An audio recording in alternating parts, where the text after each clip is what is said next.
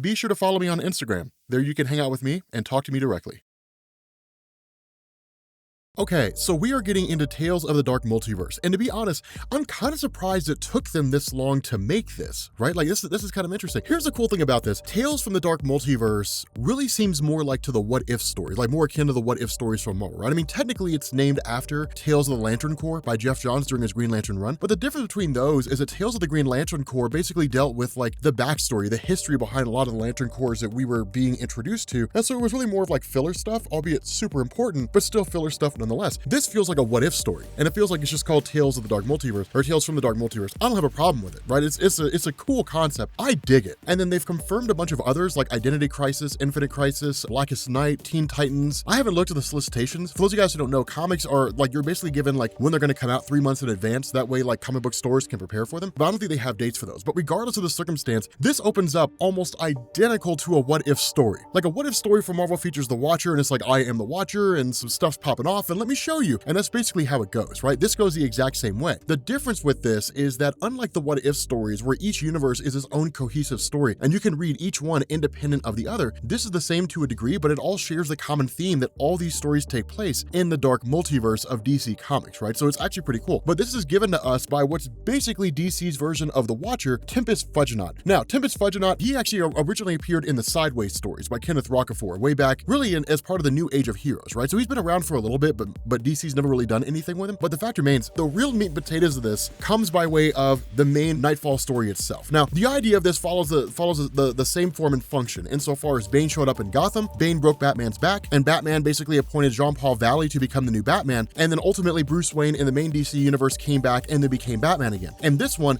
Jean-Paul Valley kills him, right? Because the idea behind Valley when he was Batman is he was pretty brutal, like he was pretty hardcore. And it was one of these things where it's like, he's not Batman the way he's supposed to be. He's Batman based on like what Jean-Paul Valley thinks he should do in terms of functioning within the confines of the Order of Saint Dumas, this kind of really hardcore like cult religious group, and then bringing like a far more intense and really sort of rough edge to the Batman mythos. And so unlike the main DC universe where Batman succeeded in defeating Jean-Paul Valley, ultimately Valley kills him. Like he basically ends up killing Bruce Wayne, or at least that's kind of how it all kicks off, right? And so following that, basically Gotham City's torn down and rebuilt again, right? There's this great big huge flame that, according to, you know, Azrael and the Order of Saint Dumas, cleanses away all the sin, and then in turn it's built back up in the image of what it is that Jean-Paul Valley believes that Gotham City should be. And so what this does is it jumps forward by 30 years. And this is awesome, right? Because what you end up getting is you get what used to be Wayne Manor, but is now the Dumas home. And he's basically married to Madeline. Now, I did some poking around here, and those of you guys who are a lot more knowledgeable about Jean-Paul Valley than I am could probably answer this question, but I'm not familiar with a character named Madeline, and I was poking around and I couldn't find one. Like I couldn't find a character named Madeline who was intrinsically tied into the original Knightfall story arc, and I did find a couple versions of Madeline that existed out there, but they really seem more of like one-off villains or old school villains or something like that. They didn't really seem to have any involvement, like any big involvement in the Batman mythos, or would give us a reason to believe that she would go on to marry Azrael when he became Batman. I haven't been able to find it, but as I've told you guys before, I'm a lot less knowledgeable about DC than I am about Marvel, right? Like I'm still relatively new to DC. I didn't really start reading until the New 52, right? Since 2011. So nonetheless, you know, for those of you guys who are knowledgeable about that, feel free to drop some knowledge bombs down in the comments. But what's also interesting to note here is that Jean-Paul Valley is actually using Venom. Now in the old Knightfall stories, or really the Knightfall and post-Knightfall landscape, Jean-Paul Valley could actually like overcome Venom, its addictive nature, within like a day, right? It's one of the big claims to fame with this character in terms of his resolve, his enhanced abilities, and so on and so forth. In this one, he's full-blown gone into it, right? Like he's full-blown taken it on. And it's a cool thing to see because it sort of amplifies and really shows us like how far down the rabbit hole Jean-Paul Valley's fallen. But at the same time, like he's also going to Wayne Tower in order to, I guess, essentially play out a scenario that always plays out the same way every year since it originally happened. And what ends up going on here is that Valley travels directly to Wayne Tower, and we end up finding out that Bruce Wayne is alive. Bruce Wayne's hooked up to a kind of system of sorts that basically keeps his brain alive, and that Jean-Paul Valley can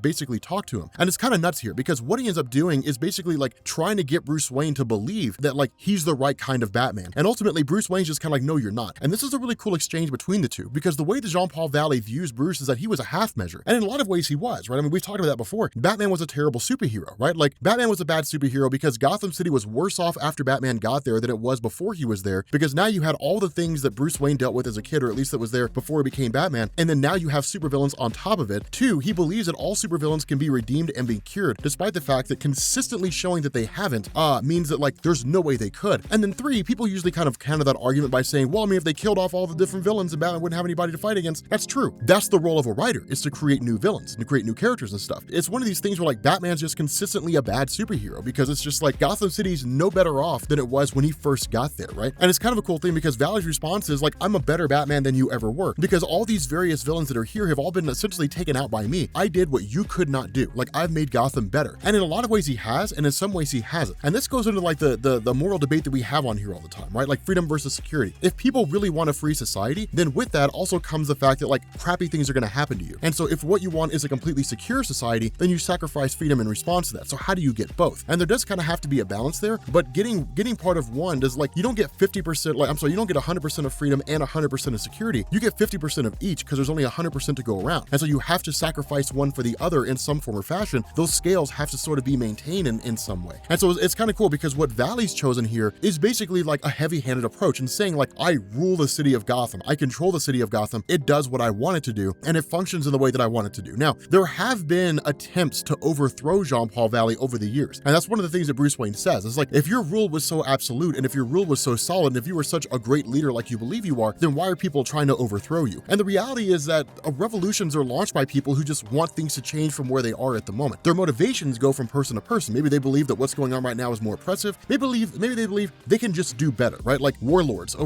toppling other warlords, whatever the case is. But regardless of the situation, like revolutions happen for any number of reasons. It doesn't necessarily mean Jean-Paul Valley's a crappy ruler. It just means maybe somebody else thought they could do better. And so at the end of the day, like I would side with Jean-Paul Valley here. Like I would say Jean-Paul Valley was right. Like at the end of the day, he became a better Batman than Bruce Wayne did, because what the city needed, if the city was not going to cast off villains on its own, right? If the citizenry of Gotham were just going to sit idly by because they just kind of sat back, rested on their laurels, and let Batman take care of everything for them, that ultimately they got the city they deserved. And the city they deserved was one controlled by an absolute ruler, because that's what they were asking for. And so it's a cool scenario here. It's kind of a cool little thing. And so ultimately what you end up finding out here is that not every single villain's taken out, right? Like characters like the Penguin, while he does run a business to a degree, there are dealings that are being done with Jean-Paul Valley in terms of working with Penguin, capturing various people, different things like that. But you end up finding out that what Penguin had been doing was smuggling various arms and armament into the city of Gotham. And then ultimately his actions are discovered and they're handed over to Jean-Paul Valley, who basically says, take care of it. And so ultimately the Penguin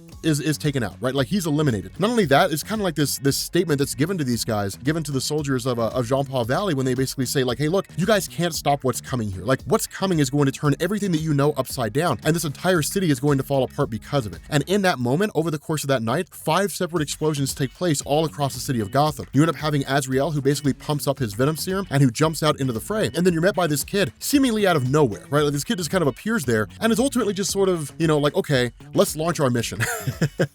Let's do what we're supposed to do. Now this kid is legit, dude. This kid is solid, right? This kid's he's like a ninja, right? He's like taking every single one of these soldiers out. He does it in like quick precision, and then ultimately gets to Wayne Tower and gets to Bruce Wayne. And that's when we learn that this kid's name is Luis and that he's the son of Bane. And it's the coolest thing ever, because it's like, dude, this is awesome. It's like when soldiers start funneling in here, this kid's like, hold on one second. He like amps up. He just like juices up, becomes as big as Bane, and crushes these guys. And this is a character I hope they bring back, right? I want to see him return. And the reason why is because this kid, because of the fact that Bane took so much of the venom juice, the venom serum, it basically permeated his cells, right? And so ultimately when this kid was born, that was passed on to him, meaning he can become as strong and as like powerful as Bane, but he doesn't require venom. It's a natural augmentation of his body, and he can just will it to happen. What an awesome power. And I want to see him return. Like I want to see him come back, because this kid is exceedingly capable. And what you end up learning here is this massive attack is launched on 2 fronts, right? The idea is to essentially create a massive distraction, right? Create these explosions, incite insurrection in the city of Gotham, try to get the citizenry to do something to get up off their backsides, like do something to take their city back. And then in turn, while all that's going on, and while all the forces of Azrael and Azrael himself are totally distracted by all these explosions, this kid's gonna sneak in, and this kid is basically going to free Bruce Wayne. And at the end of the day, it doesn't really seem to make any difference though, because Bruce Wayne is just kind of there, right? I mean, he's literally a head and a spine. Like his limbs have been cut off. Like one limb was cut off every year, at least one part of him was cut off every year over the course of 30 years by Azrael, right? Like it was just a really gruesome tactic, and it was a pretty cruel thing to do. But that's literally all this has been. And so what you end up doing is basically getting, kind of this discussion between the two with Bruce Wayne and with the son of Bane. And this is awesome, right? This is a really, really cool discussion, because what you end up doing is you kind of look at this from the perspective of, okay, this is the son of Bane, the man who broke the bat. So my first thought would be, this kid wants to like take out Batman and then take out Azrael and then conquer Gotham City. But instead, it doesn't work that way. Instead, the way this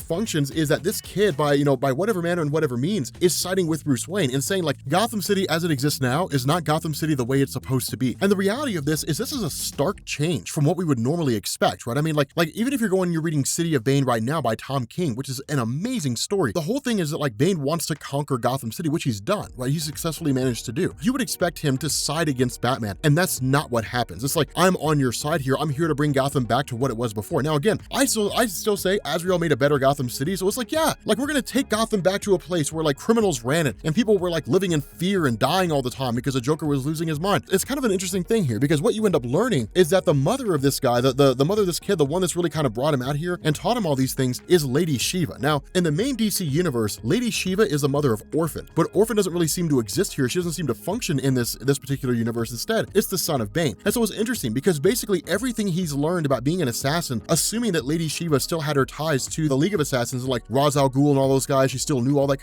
was still part of that group for a while. Assuming that she still broke off and that she eventually took him on and he became, this prodigious assassin, assuming that's all the case, then everything still kind of plays out the same in terms of her history. So that's kind of interesting there, but she's still super capable and one of the best people to teach anybody how to become a prodigious fighter. Not only that, what you end up learning is that what they've done is they basically brought this kind of nanite technology that can essentially give Bruce Wayne a body. And that's exactly what it does. It literally like gives him a body by which he can essentially operate off of. And so where you have all these things popping off in the city of Gotham, you've got Azrael pushed to the point of like mental and physical exhaustion. Being 30 years older, of course, it's going to take its toll as the years go on, despite all the various abilities and the enhancements that he has. What you end up having here is basically him arriving to his base and met with like Lady Shiva and one of her soldiers, right? And it's kind of cool here because you end up learning that Madeline was the one who turned against him. And ultimately she did so because of the fact that in her mind, he seems to have lost his way. Now, of course, this is met in kind by the fact that she's like stabbed. She's killed by one of the soldiers of Jean-Paul Valley. And then in turn, like Batman arrives alongside the son of Bane and Lady Shiva. And it's cool because this really kicks off in a way where it's like everybody wants a piece of this pie, right? Like everybody wants a piece of Azrael. Bruce Wayne wants a piece of Azrael because of all the torture he's endured over the years. The son of Bane wants a piece of him because of the fact that Azrael killed Bane. And then Lady Shiva's there because, like Azrael's a dick. And so she's like, let's just take this guy out. And it's kind of a funny thing because when all that goes on, like one of the things you learn about this new kind of nanite suit that Batman has is that where he's essentially like kind of removed from the situation by the Cardinal of Jean-Paul Valley, you end up learning that what the suit can do is it can actually copy the form of others, like take on their abilities, so on and so forth. And that's basically like when he takes on the form of this Cardinal and is like, hey, look, like I have everything that you have now. It kind of allows a sort of adaptation, which is pretty smart. Like it's pretty cool to see because what it means is this version of Batman could like face off against Superman, presumably, and then if he had like green kryptonite, which is essentially the only thing you ever really need to defeat Superman, he could in turn like take on the form and powers of Superman. So like that seems to be exactly what would go on. Like they would all essentially live in him more or less as he describes it. And so with like all the venom of Azrael gone, the one thing he needs in order to be able to continue to function in any real capacity, he rips off the arm of the son of Bane, attaches it to himself, and then allows the venom to flow into his body. And then from there, it's right back into business as usual. And so it's cool to see this happen because what you end up getting is basically like Batman returning. And then like where he and Azrael are sort of fighting it out against each other, there's a lot of animosity and a lot of hatred here, right? I mean, Batman having been tortured, like disagreeing with Azrael on a fundamental level, like looking at him and saying like you're everything that I don't stand for. Azrael is actually ultimately taken out by like the son of Bane. Like the son of Bane essentially kills him, stabs him in the back, and the discussion turns into how do we get Gotham City back to where it was before? And that's when Batman chimes in and says, well, I mean, not so fast. And this is awesome because what he does is he says like being tortured by Azrael for 30 years, being like brainwashed and indoctrinated into his ideology for 30 years has really shown me that like, yeah, Gotham City, like the way that I was doing things isn't the way things need to be done. If what I was doing was effective and if what I did worked, then it would have worked, right? But it didn't. And so what I was doing didn't work, and like Azrael did make Gotham City a better place. The criminals were gone. All that stuff was basically sorted out. I mean, sure, it was more of like a religious dictatorial society, but like, again, like people must have wanted it because people didn't do anything to stop it, right? I mean, I guess maybe they were scared, but like fear is not a reason for inaction, right? I mean, there comes a point when you're like, enough is enough, right? And then you just go out and do your own thing. And so as a result of that, he basically destroys Lady Shiva, he destroys the son of Bane, and then goes forward. Like he ends up killing Azrael, and it's like your time is over. Like I am here to take over I'm going to take over the entire city of Gotham. Everything is going to rule under me. And then like basically the city seems to fall. We don't know what happens next. My thought is we're going to see all these different iterations of all these different characters like have like one giant crisis event, right? So you're gonna see kind of like a sort of Final Crisis-esque situation, right? Where you saw like all the versions of Superman that were across the multiverse facing off against like whatever that weird monster thing was that Grant Morrison made. I don't remember. Nobody knows what Grant Morrison's talking about. But like facing off against that thing, you're gonna see that, but you're gonna see like pretty much every Dark Multiverse version of like every superhero ever that's gonna appear in this crisis event. At least I hope so, because it's supposed to be like a big crisis event in 2020, which I'm really hoping happens. But this is a cool story. It's pretty solid. It's one of the cooler ones. Like, it's pretty solid. With that being said, guys, we're gonna bring this video to an end. If you are new here to Comics Explained, make sure you guys hit the sub button to become part of the Rob Corps. If you guys enjoyed this video, make sure you drop a like, and I will catch you all later. Peace.